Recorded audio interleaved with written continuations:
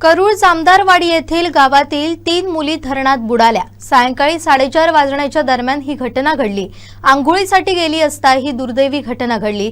यामध्ये तन्वी अनंत माळकर वय 16, स्वरा संदीप सुर्वे, लतिका संतोष पाटील या तिघींचा अंत झालाय।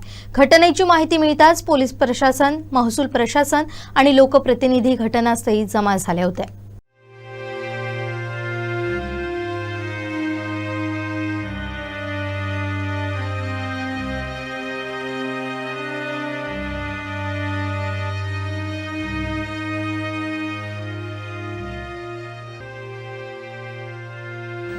वैभववाडी तालुक्याला हादरवणारी घटना बुधवारी सायंकाळी घडली।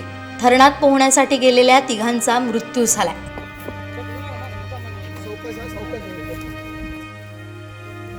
करूळ भोयडेवाडी येथील 7 जण दुपारच्या सुमारास जामदारवाडी धरणात पोहण्यासाठी गेले होते।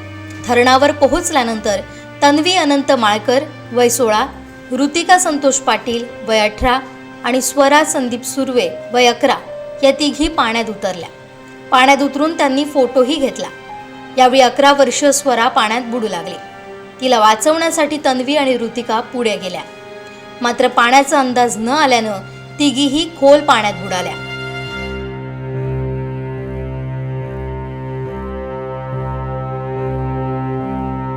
धरणाबाहेर असलेल्या मुलांनी आरडाओरड केल्यानंतर जवळील केदारलिंग मंदिर परिसरातील ग्रामस्थ धावत घटनास्थळी पोहोचले।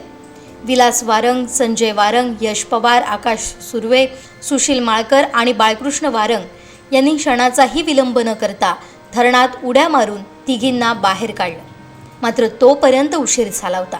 घटनेची माहिती मिळताच उपसभापती साची कोलते, नायब तहसीलदार दिलीप पाटील, भाजपा तालुकाध्यक्ष सुधीर नकाशे, दिगंबर पाटील, सरपंच नरेंद्र कोलते यांच्यासह पोलीस हवालदार धनाजी धडे, अजय बिलपे, हरेश जायभाय, अजित पडवळ, रणजित सावंत, मोहन राणे, श्री हाके हे घटनास्थळी दाखल झाले। पोलीस आणि नागरिकांनी मृतदेह बाहेर काढले। मुलींचे मृतदेह पाहून नातेवाईकांनी एकच हंबरडा फोडला। तिघींचे मृतदेह शवविच्छेदनासाठी वैभववाडी ग्रामीण रुग्णालयात आणले। घटनेची गंभीरता लक्षात घेऊन अतिरिक्त पोलीस अधीक्षक नयोमी साटम, तहसीलदार सूर्यकांत पाटील, पोलीस निरीक्षक मनोज सोनवलकर, सभापती सिद्धेश्वर आवराणे यांच्यासह अनेक पदाधिकारी आणि लोकप्रतिनिधींनी ग्रामीण रुग्णालयात धाव घेतली।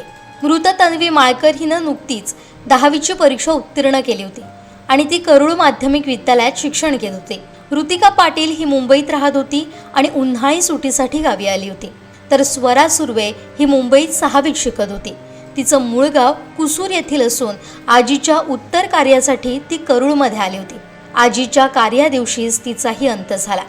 करूळ जामदारवाडी धरणातील या दुर्दैवी घटनेमुळे वैभववाडी तालुक्यावर शोककळा पसरली आहे। श्रीधर साळुंखे, कोकण साद लाईव्ह, वैभववाडी।